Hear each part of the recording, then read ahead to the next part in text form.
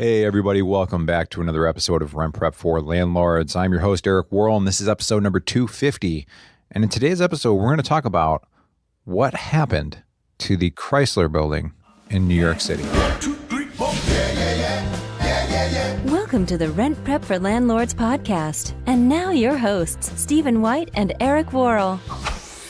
So I thought it would be interesting this week to talk about a recent news story, and it's been all over the news, but I'm reading an article from Bloomberg by Lily Katz on March 8th, and it said that the Chrysler Building is set to sell for $150 million, which sounds like a lot of money, maybe especially if you're not from New York City, you're from a smaller town like I am in Buffalo, New York. But that same building was purchased in 2008 for $800 million by the Abu Dhabi Investment Council.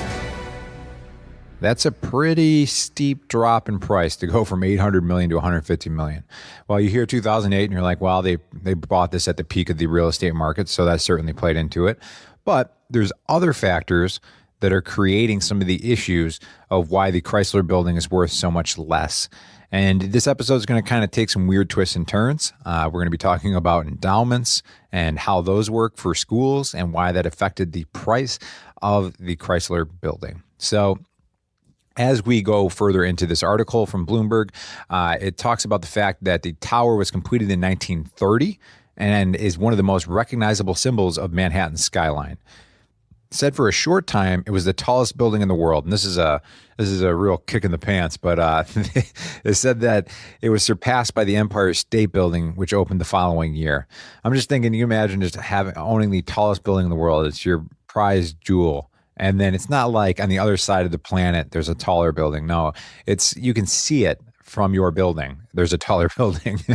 It's funny how that happens. But it said that one of the issues that the building is facing, though, is that the interior is aging, which is not surprising for a 1930 building, but that New York tenants have been favoring new glassy skyscrapers at Hudson Yard on the far west side and the World Trade Center downtown. So another factor that brokers say dents the value of the Chrysler Building is the increasing expenses tied to its ground lease.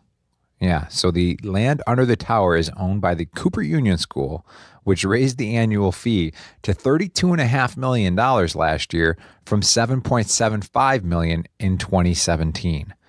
So I read that paragraph and was like, wait a minute, what?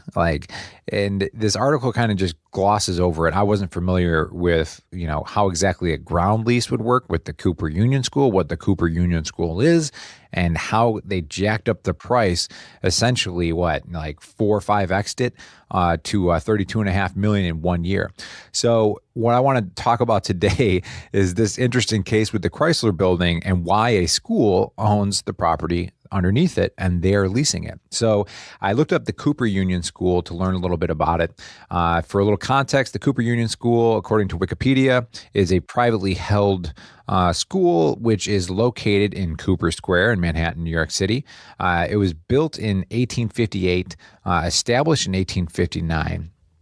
And there are currently roughly 927 students at the school. So 853 are undergrads, 74 graduates. So pretty small school. It was founded by Peter Cooper, who learned about government-supported schools in France. And when he established the school, he wanted to go on this new radical model that all education should be free and open and accessible to people, regardless of their race, religion, sex, wealth, or social status. So kind of an interesting school, the fact that they have this free tuition model, but that was challenged recently where they ended up going to half tuition.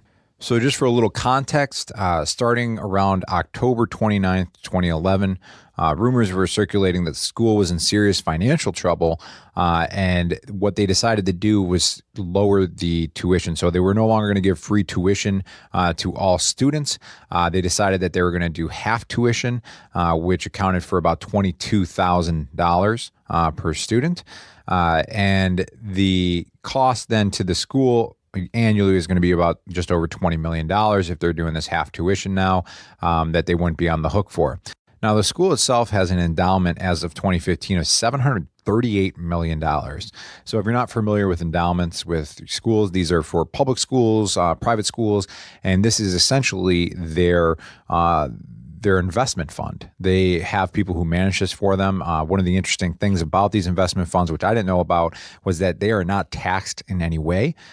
These are tax-free investment funds.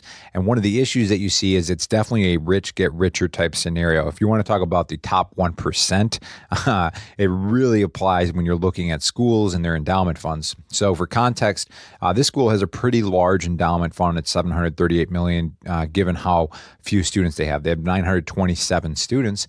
That endowment fund is equal to $796,000 per student. I went to University of Buffalo, which is a state-funded school, and there are 29,850 students at UB, but an endowment fund of $659 million, which equals $22,000 per student, roughly. So $796,000 endowment per student at the Cooper Union School versus $22,000 at my alma mater. Now, if you look at schools that are leading the endowment fund race, you're looking at Harvard, Yale, Princeton, Stanford, University of Texas system. They range from $38 billion down to $22 billion at these schools. And part of the reason is the people who graduate from here have a lot of money. And instead of using that money for things such as, investing in their own communities, they give that money back to these schools, which use that money and do not get taxed on it and grow that money. And it's just a case where the rich get richer with these schools, where they have massive, massive endowments. And it's a really interesting issue of these really rich schools getting richer. If you're interested in learning more about it, I learned a lot about this from the podcast Revisionist History by Malcolm Gladwell. Season 1, Episode 6, My Little 100 Million is a really great episode. I'll put that in the show notes. So it's really interesting, though, because this Cooper Union School, part of their endowment, a major piece of it, is the Chrysler Building. So they actually own the property that the Chrysler Building is built upon, which is pretty interesting, right? They don't own the building, but they own the property. So it is a huge piece of their endowment. And what they did was in 2009, they were receiving $7 million per year from this parcel.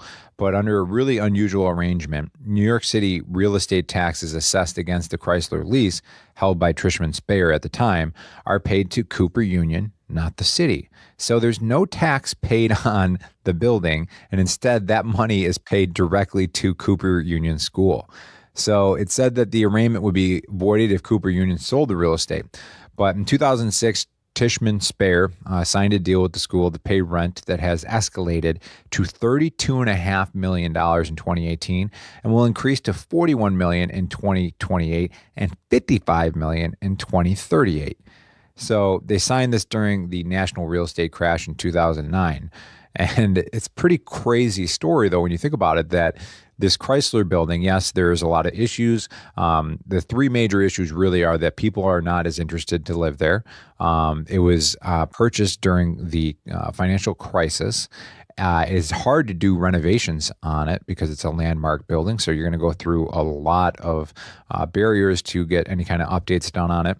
But the fact that the land and the lease of it is jumping from $7.5 million up to $55 million in 2038 because it's owned by a private school, which has less than 1,000 students and has over a $700 million endowment.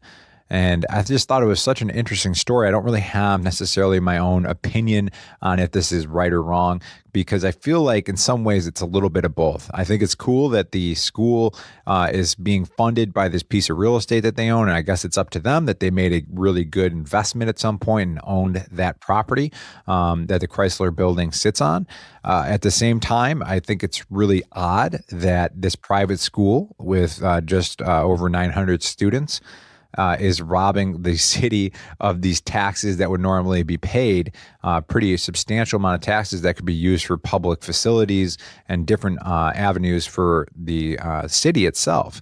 So it's this weird, like, robbing Peter to pay Paul situation where the Union School is essentially robbing the city of taxes that it would be getting on the Chrysler Building. And also it's signed this incredible contract with the buyers of the Chrysler Building in 2009 to really jack up the prices. And if you're familiar with the Bobby Bonilla agreement that was reached by the Mets, it kind of sounds something like that. If you're not familiar, look up Bobby Bonilla. Hopefully I'm saying that right. He was a player. I'm not a big baseball fan, but I find the contract amazing. He was a baseball player for the New York Mets who was given the most ludicrous contract in like all of sports history. Basically, they paid him not to play for them for the next 25 years. The genesis of the story, I know I'm jumping around a little bit, but I think this story is really interesting, was that the owner of the New York Mets at the time was investing heavily with Bernie Madoff, who I'm sure you're familiar with. So he was thinking, I'm getting like crazy return on my money over here. Like if I'm going to get 20, 30% over here, I don't care how much it costs to buy this guy out of his contract and just give him money. I'll pay him tons of money over the next, 2 decades, or I forget what the actual number of years were. And because I'm getting such a great return over here. Well, of course, Bernie Madoff had a pyramid scheme that wasn't true. And I should say Ponzi scheme. And so to this day, Bobby Bonilla is still getting paid on a contract, and he hasn't played baseball in like over a decade. So it seems like there's that kind of deal going on with the Chrysler Building and the Union School, where this Union School just signed a massive contract at the peak of the real estate market, and now it's hurting the actual profitability of the Chrysler Building, and that's why Abu Dhabi bought it for $800 million, and that's part of the reason that they sold it for $150 million just a decade later. So hopefully I didn't jump around too much on you, but I did kind of went down a rabbit hole here at the office today here at Rent Prep. And I just wanted to share with you guys on the podcast why the Chrysler Building is valued so low as it was compared to 10 years ago. And it's not just because of the real estate boom and bust, but there's a lot of other things going on, including having to fund the endowment of a private university with less than 1,000 students. So yeah, it's pretty interesting stuff to learn about. You can look up your own school's endowment if you went to a different school. You can just Google it. I never knew what mine was at University of Buffalo. It's interesting to kind of know what that is per student and how some schools per student endowment is so large. One of the things I did learn about endowments is that typically 5% is the number that the endowment is allowed to spend per year. So if a school has $100 million endowment, they can spend $5 million out of that endowment per year. And that's probably because they figure, that's a safe spending rate where they'll still be able to increase the portfolio of the endowment without running it dry, especially since there's no taxes or any kind of government hand taking their cut out of an endowment for a school. So really interesting stuff. And like I said, check out that Malcolm Gladwell podcast on revisionist history. It's super interesting as far as how the rich get richer with the really wealthy schools and why people should consider not giving back to their wealthy alma maters and doing something else with that money if they're, feeling philanthropic. So yeah, guys, if you want to check out any of the resources mentioned in today's episode, you can always check it out on the website at rentprep.com. Under the resources section, you'll find our podcast. And if you have any questions, don't hesitate to reach out to us either by email, live chat, phone, or in the Facebook group. All right, guys, until next week, take care and have a great week.